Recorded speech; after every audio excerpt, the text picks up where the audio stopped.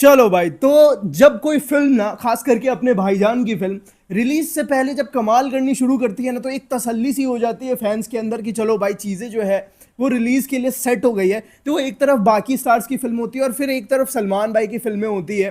कहीं ना कहीं सलमान भाई की फिल्मों के अंदर वो एक पावर होता है ना कि रिलीज से पहले ही वो जो है कहीं ना कहीं हिट टैग, ब्लॉकबस्टर टैग तक इंश्योर कर लेती है बॉक्स ऑफिस पे। वो मैं क्यों बोल रहा हूँ वो आपको धीरे धीरे करके बताऊंगा। देखो, कहीं ना कहीं जो है वो सिकंदर ने एक बहुत ही धमाकेदार चीज कर दी, एक बहुत ही कमाल चीज कर दी। और इसके इसके पीछे की पूरी रिपोर्ट जो है वो अभी थोड़ी देर पहले आई है, और मैंने जब से वो चीजें पढ़ी है ना, मुझे दिल को तसल्ली सी मिल गई है। देखो, रिलीज से पहले जो है दो तरह के राइट्स होते हैं, एक थिएट्रिकल राइट्स होते हैं, दूसरे नॉन थिएट्रिकल राइट्स होते हैं। अब नॉन थिएट्रिकल राइट्स जो होते हैं वो रिलीज से पहले बेचे जाते हैं, बिक जाते हैं पहले। जैसे उसमें सैटेलाइट राइट्स होती है, डिजिटल राइट्स होती है, म्यूजिक राइट्स होती है।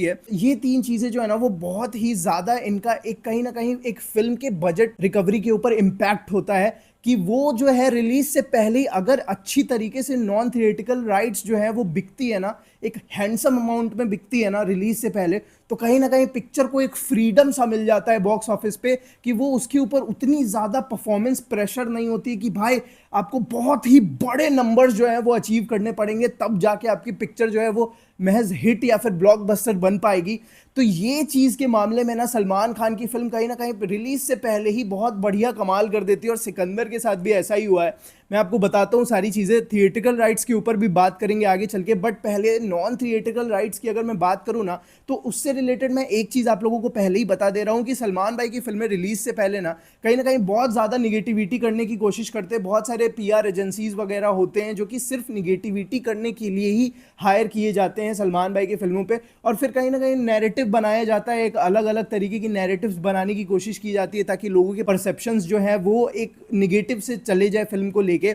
और ये चीज़ की शुरुआत हुई जब रीमेक की बात आई थी। आप सब जानते हैं पिछले 6-7 महीने में, 6-7 महीने क्या, जब से सिकंदर की शूटिंग शुरू हुई है, 8-9 महीने, मैं कहूंगा कि ये चीज जो है वो काफी ज्यादा लोगों ने कोशिश की कि सिकंदर को एक कहीं ना कहीं सरकार का रीमेक जो है वो बता करके पहले ही ऑडियंस के मन में ये चीज का शक पैदा कर दो और इस चीज की निगेटिविटी पैदा कर दो, एक माइंडसेट ही उस तरीके का बना दो कि नहीं यार ये पिक्चर रीमेक है। क्योंकि अभी के दौर में रीमेक पिक्चरें चल नहीं रही है, लोग जाके देख नहीं रहे, रीमेक पिक्चर टिकट नहीं खरीद रहे हैं। तो पहले ही कोशिश की गई कि सरकार का रीमेक बता देते हैं तो लोग ऐसे ही टिकट नहीं खरीदेंगे, ऐसे ही लोगों के मन में एक्साइटमेंट कम हो जाएगी कि चलो यार ये तो फ्रेश है ही नहीं, कोई भी चीज़ पहले की है वो तो देख लेंगे हम घर पे बैठ के भी। बट ये चीज़ जो है वो एकदम कायदे से इस चीज़ को चीड़ फाड़ के रख दिया गया। जैसे ही एक तो पहले टीजर आने से पहले इस चीज़ के ऊपर काफ़ी ज़्यादा बातें हो गई थी, आर्टिकल्स वगैरह आ गई थी। हाँ, एक चीज़ हुई कि नडियाड वाला ग्रैंड सा एंटरटेनमेंट की तरफ से उनके ऑफिशियल कोई किसी बंदे ने आके कुछ नहीं बोला, बट जो आर्टिकल्स वगैरह वो तो आ ही गए थे भाई उनके पीआर के थ्रू। बट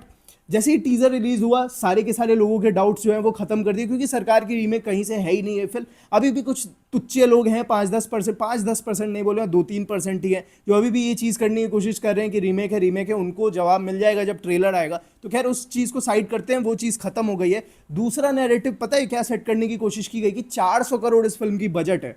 अब 400 करोड़ सुनते ही पब्लिक के दिमाग में ये चीज़ आ जाती है कि भाई साहब इतनी बड़ी बजट की फिल्म है, इसका मतलब ये पक्का फ्लॉप होगी। अगर थोड़ी सी भी हिली ना इसकी स्टोरी और थोड़ा सा भी कम कलेक्शन हुआ ना तो ये पहले ही फ्लॉप हो जाएगी। अब देखो, 400 करोड़ की जो बजट की जो न्यूज़ है ना, वो मैं मानता हूँ कि सबसे पहले जब हिमेश मनकर भाई ने जब ये न्यूज़ जो है वो ब्रेक किया था, तब इस चीज़ की न्यूज़ मार्केट में आई थी कि हाँ भाई इस फिल्म की जो बजट है वो इनॉर्मस लेवल की होने वाली है। मतलब एकदम 350-400 करोड़ की बजट थी तब जब ये फिल्म अनाउंस हुई थी। प्री प्रोडक्शन की जो प्लानिंग थी वो यही थी कि पिक्चर को जो है वो फॉरेन कंट्रीज में शूट किया जाएगा, पिक्चर के गाने फॉरेन कंट्रीज में शूट होंगे। ऑलमोस्ट 50-60% जो फिल्म थी वो ऐसे ही इसी तरीके से डिजाइन की गई थी कि वो फॉरेन लोकेशन पे शूट होगी। अब जैसे जैसे समय बीतता गया, आप सब जानते हो कि ऐसे ऐसे लाइफ के सिचुएशंस आए सलमान भाई की जिंदगी में कि वो चीज़ काफ़ी ज़्यादा रिस्की हो गई और उस चीज़ को साइड में रखते हुए इंडिया में ही शूटिंग की गई। अब देखो, मैं एक चीज़ आपको बता देता हूँ कि 400 करोड़ इस फिल्म का बजट बिल्कुल भी नहीं है। इस चीज़ को अपने दिमाग से एकदम निकाल दो,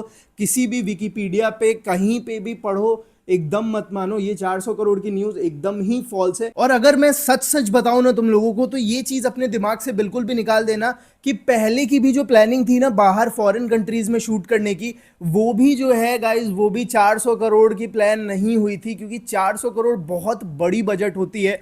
हमने फिल्म का टीजर देखा है, हमने कहीं ना कहीं हमको फिल्म के स्टोरी के बारे में एक आइडिया लग गया है, और मुझे पूरा यकीन है कि अगर इन लोगों ने 400 करोड़ बजट रखा होता ना फॉरेन कंट्रीज में, अगर कुछ वैसी प्लानिंग की होती ना, जैसे टाइगर 3 का जो एकदम मतलब कभी कभी क्या होता है ना कि एकदम बेफिजूल खर्चा होता है फिल्म को बनाने के ऊपर ताकि वो ग्रैंड लगे, बहुत ही ज्यादा बड़े स्केल में फिल्म को बनाई जाती है, जिसे मुझे कभी कभी ऐसा लगता है कि हाँ टाइगर 3 को उस चीज की वाकई में जरूरत थी। बट अगर हम सिकंदर के स्टोरी की मैं बात करूं ना, तो सिकंदर के स्टोरी में वो बहुत ही बड़े लेवल के बजट पे पिक्चर को बनाने की और एकदम ग्रैंड स्केल पे बनाने की जरूरत दिखती ही नहीं है, वहां पे वो स्कोप ही नहीं है, उस तरीके की फिल्म ही नहीं है जिसको बहुत बड़े लेवल के स्केल की जरूरत है। ठीक है, तो ये एक सलमान भाई की जो टिपिकल उनकी जो स्ट्रेंथ है ना, वो जो हम वांटेड में देखते हुए आए हैं, वो जो हम दबंग में देखते हुए आए हैं, जो भले ही बहुत बड़े स्केल की नहीं दिखती है, बट उसके अंदर की जो स्टोरी होती है वो इतनी ज्यादा स्ट्रांग होती है कि वो फिल्म को आगे लेके जाती है। और सिकंदर तो भाई बड़े स्केल की दिख भी रही है,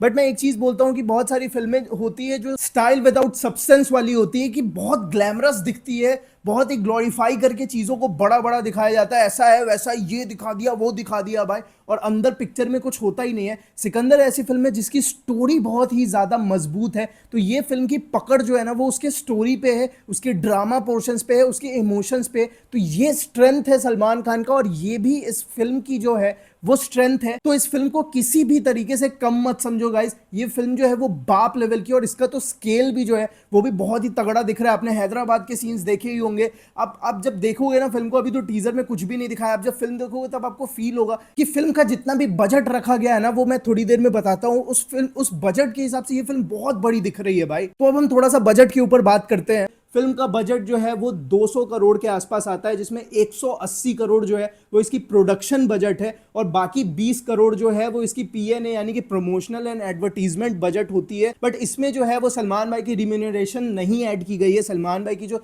सैलरी होने वाली, वो जितना पैसा लेने वाले इस फिल्म के लिए, वो इस 200 करोड़ में ऐड नहीं किया गया है, वो एक्सक्लूडेड है। एंड मोस्ट प्रोबेबली ये वही होने वाला है कि सलमान भाई फिल्म रिलीज से पहले, मुझे नहीं लगता है कि कुछ भी चार्ज करेंगे, वो ज्यादा करके जो है वो फिल्म के रिकवरी के बाद, जब जैसे ही फिल्म को जब फायदा होना शुरू करेगा ना, जैसे ही फिल्म प्लस में जाएगी, मे बी उस टाइम पे वो कुछ चार्ज कर सकते हैं। वो कॉन्ट्रैक्ट्स वगैरह होते हैं कि भाई हाँ फिल्म प्रॉफिट में जाएगी तो प्रॉफिट शेयरिंग की एक अलग से कॉन्ट्रैक्ट होती है, तो उस तरीके की होगी। बट मैं एक कमाल की चीज बताता हूँ ना, हम वापस आते हैं अपने टॉपिक पे, कि अब ये चीज डिसाइड हो चुकी है कि फिल्म का जो बजट है वो 200 करोड़ के आसपास होने वाला है। तो सिर्फ अगर नॉन थिएट्रिकल राइट्स की मैं बात करूं, जिसमें सैटेलाइट राइट्स, म्यूजिक राइट्स और डिजिटल राइट्स आते हैं, सिकंदर ने कमाल कर दिया है गाइस। सिकंदर ने 165 करोड़ के आसपास की जो है ना कमाई रिलीज से पहले ही कर दी है गाइस। अब इसमें मैं अगर डिजिटल राइट्स की बात करूं तो नेटफ्लिक्स ने 85 करोड़ रुपए दिए हैं, अभी ही दे दिए हैं। पिक्चर रिलीज के पहले 85 करोड़ में जो है उसके डिजिटल राइट्स खरीदे हैं सिकंदर के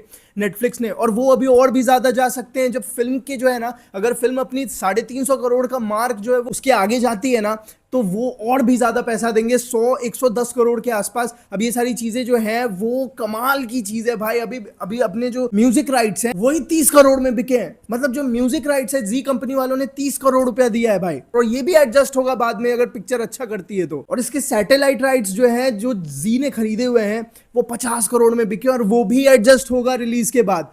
तो कहीं ना कहीं मिला के 190-200 करोड़ के आसपास पिक्चर की जो कमाई है वो थिएटर रिलीज से पहले ही हो जाती है भाई। और अभी थिएट्रिकल राइट्स तो बिकने बाकी हैं, अभी डिस्ट्रीब्यूटर्स और एग्जीबिटर्स तो ऐसे हाथ खोल के बैठे होते हैं जब भी सलमान खान आता है, क्योंकि सबसे सेफ बेट है सलमान खान। वो जानते हैं उसकी स्टार पावर कितनी ज्यादा है, वो जो रॉ स्टारडम है, और वो जो एक कहीं ना कहीं ऑडियंस को थिएटर के अंदर खींचने की जो उसकी स्ट्रेंथ है, वो बहुत कम ही एक्टर में है इंडिया में। वो कहीं ना कहीं सेफ बेट इसीलिए भी माने जाते हैं सलमान भाई डिस्ट्रीब्यूटर्स, एग्जीबिटर्स के लिए, क्योंकि वो उनका ट्रैक रिकॉर्ड ही उस तरीके का रहा है ना। आप देखो ना, वो कभी भी बहुत कम से कम ऐसी कोई, मुझे नहीं लगता है पिछले 10-15 सालों में, 12 सालों में कोई भी एक ऐसी फिल्म होगी जिसपे जो है किसी को भी, एक भी डिस्ट्रीब्यूटर को थोड़ा सा भी नुकसान हुआ होगा, किसी एग्जिबिटर को नुकसान हुआ होगा। तो अभी थिएटिकल राइट्स तो बिकने बाकी ही हैं। तुम देखो अभी थिएटिकल राइट्स कितने में बिकते हैं, वो अलग बिकेंगे भाई। 180-100 करोड़ में वो अलग बिकेंगे। टाइगर 3 के मुझे लगता है 100 करोड़ के आसपास में बिके थे। तो अभी भाई वो जो है ना सिकंदर जो है वो रिलीज से पहले ही ताबड़तोड़ कमाई कर चुकी है। अब बाकी सारी की सारी चीजें जो है ना वो सिकंदर के सब्सटेंस के ऊपर डिपेंड करती है, और मुझे पूरा यकीन है सिकंदर की जो जान है ना वो उसकी कहानी है, और वो अगर बहुत अच्छी हुई ना तो फिर sky is the limit guys, Sikandar box office पे भी फाड़ेगी। तो ये एक तसल्ली कहीं ना कहीं हुई कि अब जितने भी लोग थे जो 400 करोड़ का ड्रामा कर रहे हैं उनको एक करारा तमाचा मिलेगा, और जब सिकंदर परफॉर्म करेगी बॉक्स ऑफिस पे तो कहीं ना कहीं ब्लॉकबस्टर जो टैग है ना वो हम देख सकते हैं। अब बस ऊपर वाले से यही दुआ है कि एयर मुर्गदोस ने जो है वो संभाल लिया, वो कहानी को, डायरेक्शन अच्छी हो, बाकी जो है वो कमाल तहलका सब होने वाला है इंशाल्लाह। बहुत अच्छी तरीके से चीज़ें होगी, नज़र ना लगे, सब कुछ बहुत अच्छे से होगा। बस ये चीज़ का दिमाग में रखो भाई कि अब जो भी ये बोलते हुए दिखता है ना कि सलमान खान पे 500 करोड़ नहीं देना चाह रही थी सन पिक्चर, उसको रगड़ के दो भाई, नहीं रगड़ के दो मत, पहले उसको दो, और जब वो नीचे गिरेगा ना चमाटा पड़ने के बाद तो उसको पकड़ के रगड़ दो जमीन पे। मैं तो यही बोलता हूँ। तो चलो आई होप आपको वीडियो पसंद आई होगी, मिलते हैं अगली वीडियो में, तब तक के लिए जय हिंद।